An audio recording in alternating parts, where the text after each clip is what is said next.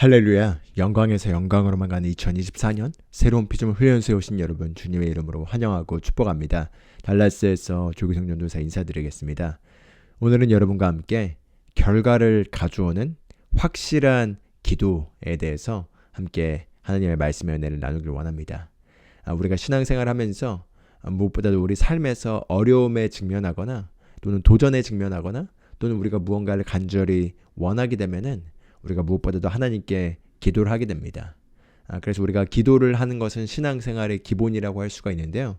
그런데 우리가 하나님께 어떤 문제를 놓고 어떤 상황 가운데서 기도를 할 때 그 기도가 확실하게 응답될 수 있는 성경에 나와 있는 방식이 있습니다. 그래서 이 방식을 사용해서 우리가 기도를 한다면은 기도가 훨씬 더 효과적이고 그리고 훨씬 더 분명하게 결과를 가져오는 것을 경험하게 되실 줄 믿습니다. 그렇기 때문에 오늘 함께 성경에서 나타난 특히 야곱이 했던 기도인데요. 야곱이 했던 이 기도를 통해서 우리가 어떻게 하면 이것을 우리의 삶에 적용해서 우리가 기도할 때 같은 원리를 적용해서 결과를 얻을 수 있을지 함께 살펴보도록 하겠습니다. 오늘 창세기 32장 바로 9절에서 12절 말씀이 오늘 본문 성경 말씀입니다. 무엇보다도 잠깐 이 성경 구절을 읽기 전에 배경을 보면은 이제 야곱이 우리가 아시다시피 자기 형인 에서를 속여서 장자권을 빼앗고 아버지로부터 축복을 받게 되기 때문에 도망가게 되었죠. 그래서 이제 야곱이 에서의 분노를 피해서 도망가서 이제 라반의 집으로 가서 거기에서 이제 자신의 아내들을 얻게 되고 하나님께서 이제 다시 고향으로 돌아가라는 지시사항을 주시고 본인도 다시 고향으로 돌아가고 싶어 했기 때문에 고향으로 이제 돌아가게 됩니다. 그런데 야곱이 고향으로 돌아가는데 무엇보다도 자신의 형인 에서를 무서워했습니다. 왜냐하면 에서를 속이고 도망갔었기 때문에 에서의 분노가 아직까지 있는지 그리고 자신을 해치지 않을지 궁금했기 때문인 거죠. 그래서 미리 사람을 보냈는데 에서가 야곱을 맞이하러 오고 있는데 500명의 남종들과 함께 오고 있다는 얘기를 듣게 됩니다. 동생을 맞이하는데 500명이나 데려올 필요가 없죠. 즉 500명이나 데리고 왔다는 건 에서의 분노가 아직까지 있었기 때문에 에서가 야곱을 향해 올 때 좋은 감정으로 오지 않았던 것이 분명합니다. 그런 상황에서 이제 야곱이 절박해진 거죠. 이제 라반을 떠났고 반드시 자신의 고향으로 돌아가야 되는데 에서가 이렇게 화가 나 있는 상태, 분노해 있는 상태에서 자기가 가다 보면 모두가 다 죽임당할 그런 위협에 처해 있기 때문에 그런 상황, 이런 절실한 절박한 상황 가운데서 하나님께 기도하게 됩니다. 그래서 하나님께 기도하는 장면이 바로 창세기 32장 9절에서 12절에 나와 있는데요. 한번 읽어보도록 하겠습니다. 9절부터 12절까지인데 한번 제가 쭉 읽어보겠습니다. 야곱은 기도를 드렸다. 세번역 성경입니다. 할아버지 아브라함을 보살펴 주신 하나님, 아버지 이삭을 보살펴 주신 하나님, 고향 친족에게로 돌아가도록 은혜를 베푸시겠다고 저에게 약속하신 주님, 주님께서 주님의 종에게 베푸신 이 모든 은총과 온갖 진실을 이 종은 감히 받을 자격이 없습니다. 제가 이 요단강을 건널 때 가진 것이라고는 지팡이 하나뿐이었습니다만 이제 저는 이처럼 두 무리나 이루었습니다. 부디 제 형의 손에서 에서의 손에서 저를 건져주십시오. 형이 와서 저를 치고 아내들과 자식들까지 죽일까 두렵습니다. 주님께서 말씀하시기를 내가 반드시 너에게 은혜를 베풀어서 너의 씨가 바다의 모래처럼 셀 수도 없이 많아지게 하겠다 하시지 않으셨습니까? 이렇게 얘기하고 있습니다. 여기에서 우리가 야곱이 하나님께 했던 아주 효과적이고 분명한 기도의 언어를 우리가 확인할 수 있습니다. 그것은 무엇보다도 마지막 나와 있는 문장인데요. 주님께서 말씀하시기를 이렇게 하겠다고 하시지 않으셨습니까? 바로 하나님이 야곱에게 하셨던 말씀을 가지고 와서 하나님 앞에서 그 말씀을 상기시키면서 하나님께서 분명히 저에게 이렇게 말씀하시지 않으셨습니까? 그렇기 때문에 하나님께서 이렇게 말씀하신 걸 하나님께서 지키셔야 합니다. 이렇게 얘기하고 있는 거죠. 네, 바로 여기에서 우리가 야곱이 하나님께 했던 바로 이 효과적인 능력으로 역사하는 기도의 바로 그 비밀을 발견할 수 있습니다. 바로 하나님께서 하신 말씀을 분명하게 가지고 하나님께 가서 하나님께 상기시켜 드리는 것입니다. 그래서 이와 관련해서 이사야서 41장 21절에서 이렇게 나와 있는 것을 볼 수 있습니다. 이렇게 얘기합니다. 주가 말하노라 너희는 소송을 제기하라. 야곱의 왕이 말하노라 너희는 강력한 이유들을 제시하라. 주가 우리에게 말하노라. 주님께서 우리에게 말하신다는 거죠. 너희는 소송을 제기하라. 소송을 제기하라고요? 우리가 만약에 일반 삶에서 만약에 소송을 하게 된다면은 소송을 하게 되면 이제 상대편과의 법정 다툼에서 판사가 승리의 판결을 내려줘야지 이 소송에서 이기게 되는 거죠. 하나님께 우리가 소송을 제기하라는 겁니다.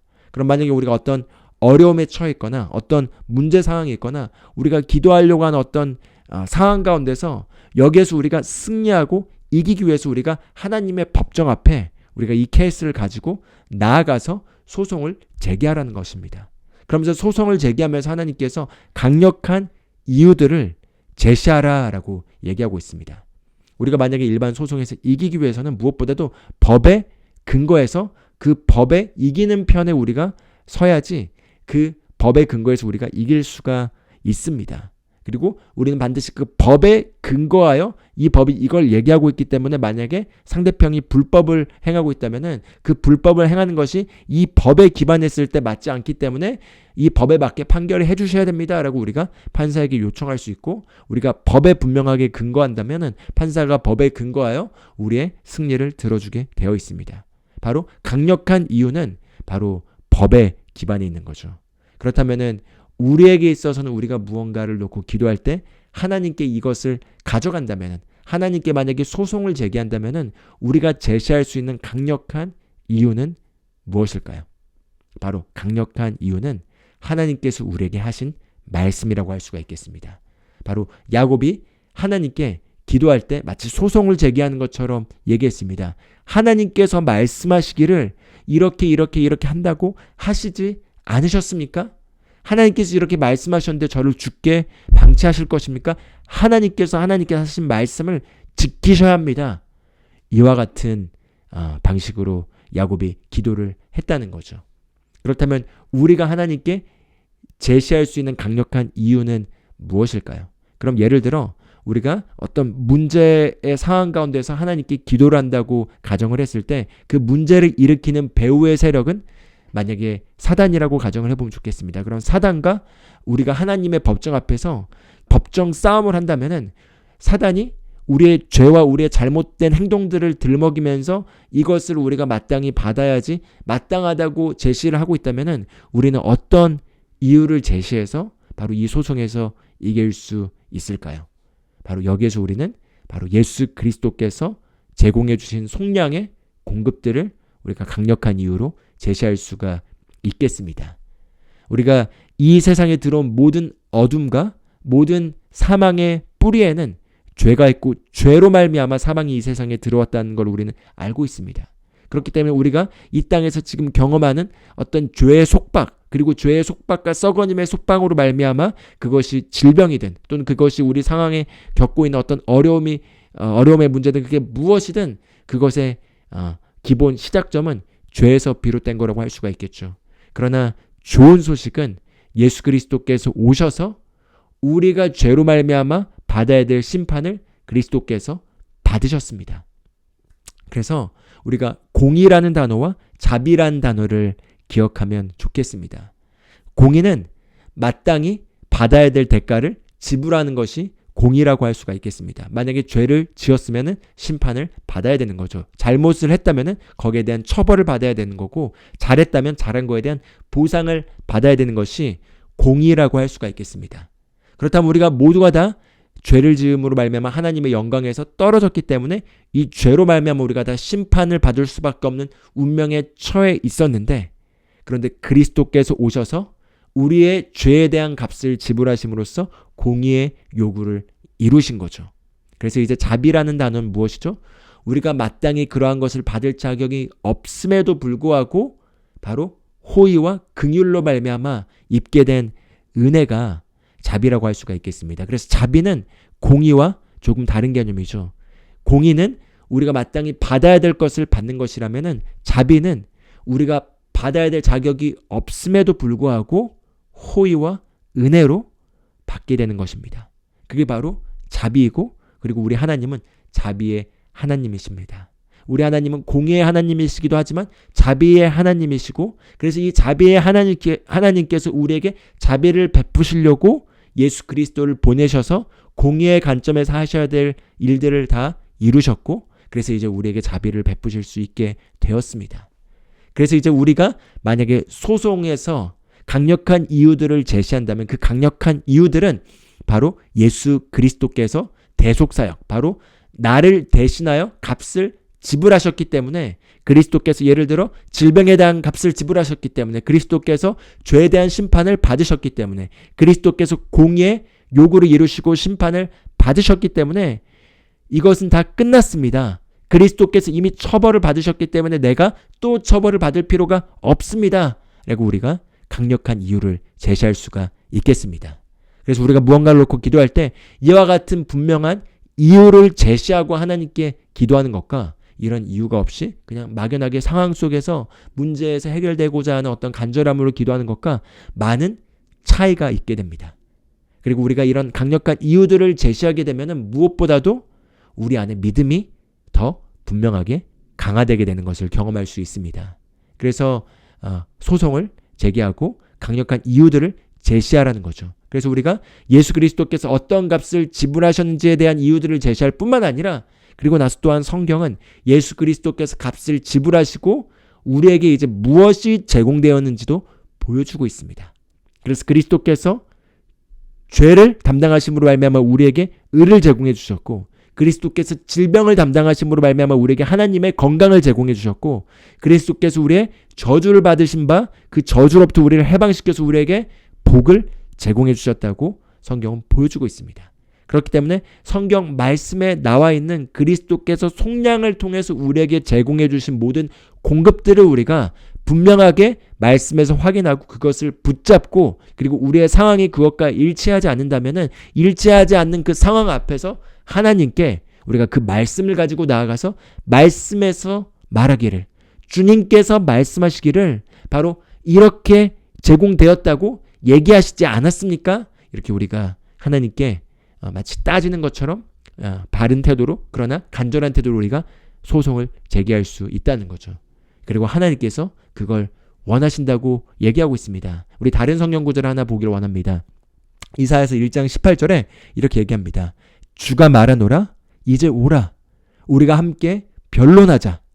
너희 죄들이 주홍 같을지라도 눈같이 희게 될 것이요 진홍같이 붉을지라도 양털같이 되리라. 이렇게 얘기하고 있습니다. 여기서 주님께서 우리에게 이제 오라, 내게 와서 나와 변론하자, 우리 함께 변론하자, 이렇게 얘기하고 있습니다. 그런데 하나님께서 우리에게 함께 변론하자고 하신 이유가, 그 문맥을 보면은 변론해서 너희가 잘못했기 때문에 너희를 내가 심판하려고 한다 라는 게 아니라는 걸 볼 수 있습니다. 함께 변론하자. 너희 죄들이 주홍 같을지라도 눈같이 희게 될 것이고 진홍같이 붉을지라도 양털같이 되리라. 즉 하나님께서 너희들이 내게 와서 나와 변론하자. 우리 신약의 시대로 적용한다면 내가 그리스도를 보내서 모든 값을 지불했기 때문에 내가 너희를 용서해주고 내가 너에게 이것들을 공급해 주었기 때문에 이것들을 내가 너에게 주길 원하기 때문에 나와 함께 변론하자. 너희의 사정들을 나에게 가져와서 이유를 제시하렴. 이렇게 하나님께서 얘기하고 있는 것이라고 볼 수가 있겠습니다. 왜냐하면 하나님께서 우리보다도 더 우리가 간절히 원하는 것들을 이루어 주시기를 원하기 때문입니다. 다른 성경 구절을 또 하나 봐보겠습니다. 이사야서 43장 25절에서 26절에서 비슷한 내용이 또 이렇게 나오고 있습니다. 곧 나는 내 자신을 위하여 너의 범법들을 지워버린 자니 내가 너의 죄들을 기억하지 아니하리라. 나로 하여금 기억하게 하라. 우리가 함께 변론하자. 너는 밝히 드러냄으로 의롭게 되라. 이렇게 얘기하고 있습니다. 여기서 또 다시 한번 와서 나로 하여금 기억나게 하라. 함께 변론하자. 나에게 기억나게 하라. 이렇게 얘기하고 있습니다. 제가 두 자녀를 키우는 입장에서 이런 일들을 많이 경험합니다.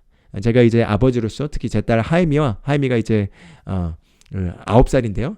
이제 어떤 집안에 어떤 규율과 규칙들이 있죠. 그래서 아이들이 뭐 TV를 보고 싶어 하거나 어떤 이젠 좀 이렇게 수학 게임을 하고 있는 게 있는데 그런 어떤 걸 하는 거에 있어서 제가 기준을 정했습니다. 그래서 주말에만 할 수 있다. 주말에 이 정도만 할 수 있다라고 제가 만약에 이렇게 얘기를 하면은 항상 하임이가 제가 한 말을 기억하고 주말이 되면 저에게 아빠가 말하기를 주말에 이거 할 수 있게 한다고 했어요. 그러니까 저 이거 해야 되죠? 이렇게 항상 아빠가 말하기를 you said, 영어로 you said 이렇게 하면은 제가 뱉은 말에 대해서는 반드시 제가 지켜야 되기 때문에 지키려고 노력하기 때문에 때로는 다른 예외사항으로 말미암아 다른 스크린 시간에 많이 노출됐다 하더라도 그걸 들고 와서 얘기하면 제가 어쩔 수 없이 하게 해줘야 합니다.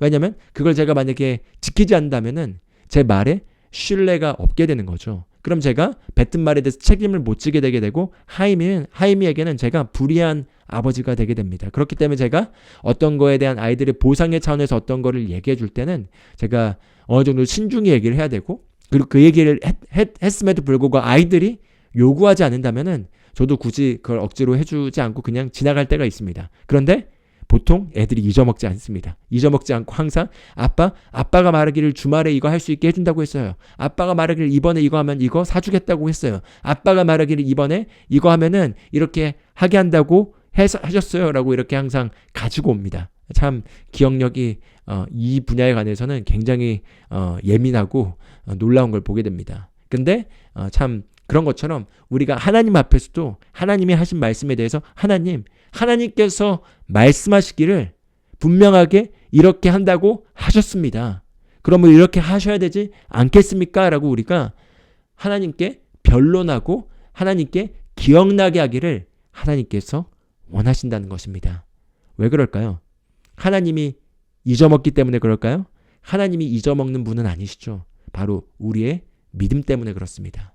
사실 하나님 사이드에서는 항상 문제가 없습니다. 그러나 우리가 무언가를 하나님으로부터 받고 무언가를 우리 삶에서 경험하기 위해서는 우리가 믿음을 발휘해야 됩니다. 그런데 믿음을 발휘하는 데 있어서 가장 걸림돌은 무엇이죠? 바로 우리의 불신앙입니다. 그리고 불신앙은 기본적으로 우리의 경험과 우리가 오감에서 감각에서 느끼고 있는 현상과 연결되어 있습니다. 그래서 우리가 보고 지금 느끼고 있는 어떤 우리가 원하는 것과 반대되는 상황들이 끊임없이 우리를 그 자리에 머물러 있게 하도록 하는데 거기에 있어서 그 불신앙을 극복하고 우리가 하나님이 하신 말씀을 완전히 믿어야 되는데 그러나 하나님이 하신 말씀을 완전히 믿는 게 불신앙의 모드 안에 있을 때 쉽지 않다는 거죠. 그런데 거기에서 쉽게 빠져나오고 강력하게 하나님을 믿을 수 있는 방식이 바로 하나님의 성품을 기억하면서 하나님이 하신 말씀을 하나님 앞에서 제시하면서 하나님이 이렇게 말씀하셨기 때문에 하나님이 반드시 하셔야 됩니다. 라고 우리가 하나님께 항소하고 그리고 하나님의 성품을 기억하고 하나님의 능력과 신실하심을 기억할 때 그것이 우리의 불신앙을 제거하고 하나님을 온전히 믿는데 도움이 된다는 거죠. 할렐루야. 그래서 여기서도 우리가 봤던 것처럼 25절 보면은 나 자신을 위하여 너의 범법들을 지워버리는 자니 내가 너의 죄들을 기억하지 아니하겠다라고 말하고 계십니다. 할렐루야. 예, 하나님께서 바로 저와 여러분의 죄들을 기억하지 아니하신다는 것입니다. 하나님께서 저와 여러분의 죄를 기억하지 아니하기 때문에 절대 과거의 죄를 기억하지 마십시오. 하나님께서 기억하지 않으시고 그리스도의 피로 깨끗이 씻기셨는데 우리가 기억할 필요가 없습니다. 오직 우리의 잔재된 기억과 그 기억을 가지고 정죄하려는 마귀만 있을 뿐이지 우리가 하나님이 기억하시지 않는다면 우리도 오늘 결단하고 기억하지 않고 잊어버릴 수 있습니다. 그리고 하나님께서 그것을 기억하지 않는 이유는 우리가 뛰어나기 때문에 우리가 잘났기 때문에 우리가 의롭기 때문에가 아니라 바로 하나님이 긍휼이 풍성하신 하나님께서 우리를 사랑하시고 당신 자신을 위해서 왜냐하면 하나님께서 우리의 죄를 기억해봤자 좋을 게 없습니다. 하나님이 우리를 예를 들어 사랑하는 자녀가 어떤 끔찍한 잘못과 죄를 저질렀다면은 사랑하는 부모로서 그것을 계속 기억하고 싶으시겠습니까? 아니죠. 그걸 기억한다면은 부모로서도 마음이 좋지 않습니다. 그렇기 때문에 기억하지 않는 게 허물을 덮어주고 기억하지 않고 그리고 최고의 모습을 바라봐주는 게 부모로서도 사랑하는 부모로서 자녀를 향한 마음인 거죠. 바로 우리 아버지의 마음이 그와 같은 것이라는 것이죠. 바로 우리 사랑하는 하나님 아버지께서 긍휼이 풍성하신 가운데 당신 자신을 위하여, 우리를 너무 사랑하시기 때문에 당신 자신을 위하여 우리의 죄를 기억하지 아니하시고, 그리고 우리에게 얘기하는 겁니다. 와서 나에게 기억나게 하라. 그리고 나와 변론하자. 소송을 제기하고 강력한 이유들을 제시하여라. 이렇게 말씀하고 있는 것입니다. 그렇기 때문에 우리가 항상 기도를 할 때 이런 습관을 들인다면, 그래서 어떤 분야에 대해서도 우리가 기도한다 하더라도 그 분야에 관해서 하나님께서 무엇을 말씀하셨는지, 그리고 그리스도께서 어떤 값을 지불하셨고, 그리고 무엇을 제공해 주셨는지를 우리가 확실하게 확인하고, 거기에 기반해서 하나님과의 1:1 관계 안에서 하나님께 그 관계 속에서 그것을 제시하면서 하나님께 기억나게 하고 변론하면서 기도를 한다면은 급격하게 믿음이 세워지고 잠재의식 속에 자리매김하고 있는 모든 불신앙의 뿌리가 잘리는 것을 경험하게 될 줄 믿습니다. 할렐루야.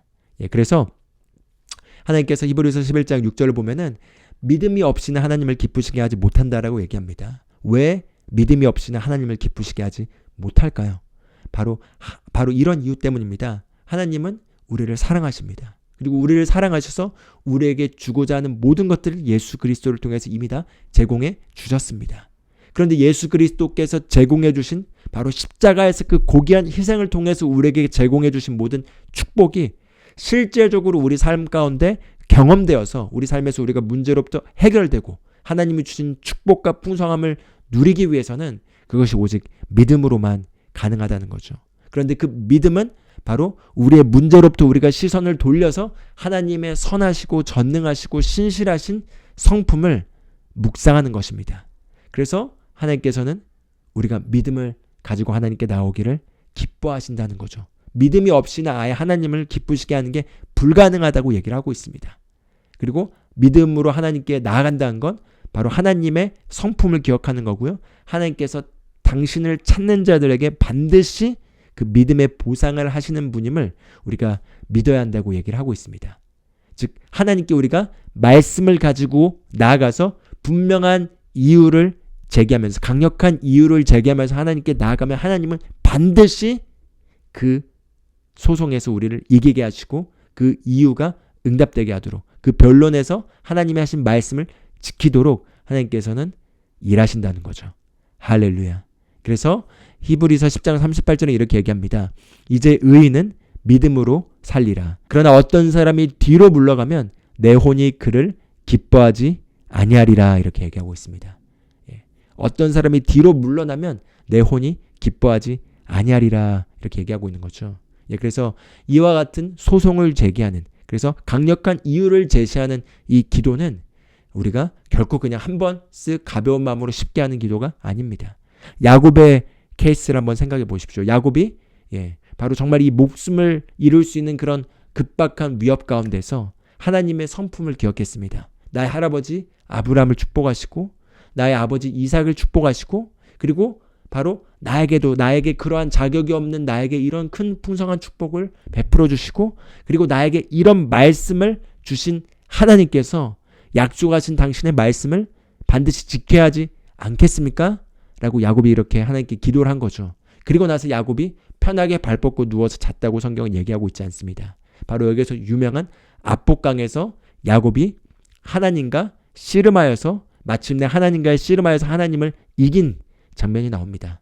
이게 하나님과 어떻게 물리적으로 싸워서 이긴 것을 얘기하는 것이 아니고요. 바로 하나님의 천사가 와서 야곱과 씨름을 했는데 야곱이 축복을 할 때까지 내가 당신을 떠나보내지 않겠습니다라고 하고 끝까지 놓지 않았다는 거죠. 바꿔 말하면 당신이 이 기도를 들어줄 때까지 내가 결코 포기하지 않고 끝까지 믿을 것입니다. 라고 끝까지 붙들었다는 것입니다.